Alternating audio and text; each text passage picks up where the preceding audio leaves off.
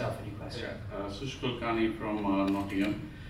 Question for the bearing surfaces. Is the head size affect the outcomes with the different bearing surfaces above, or is that not part of the study? So we adjusted on the head size, and forgive me, I can't remember the results. Do you remember, Mike? There's adjustment factors in the modeling. So Yes, we didn't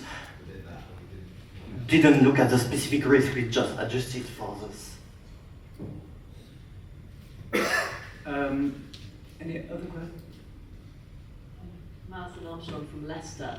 It's really a question about shoulders and about proms for the shoulder replacements.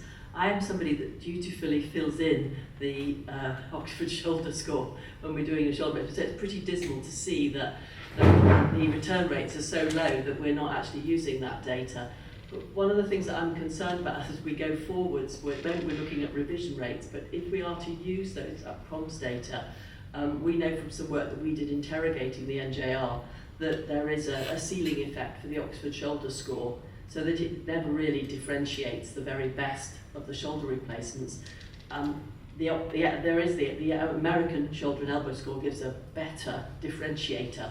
And so one of the things that I really was asking is we're filling in a scoring system that has a ceiling effect that is never going to tell us which are the best ones to use, which if you're looking for small detail over a long period, so why are we using this that is not actually going to be able, unlikely to differentiate the very best of the shoulder replacements that we're doing? And why aren't we using a different scoring system which is more sensitive and might, in the future, give us a better, will tell us which is really the best outcome? So.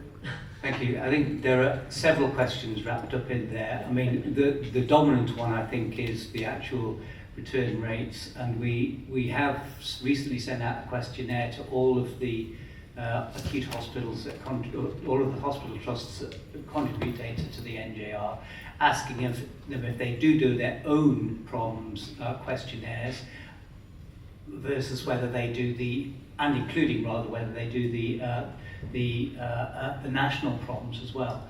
And we've actually had very, very, very low response rate to that questionnaire. And so we're currently re-evaluating what that means. The other issues are national PROMs that we've been through recently rehearsed by Tim. And finally, we do shoulder PROMs in the NJR. The numbers are relatively small, and it's a very good point that there are ceiling effects with different PROMs, and the Oxford shoulder score is certainly not resilient to that, and that is a question that we will be looking at.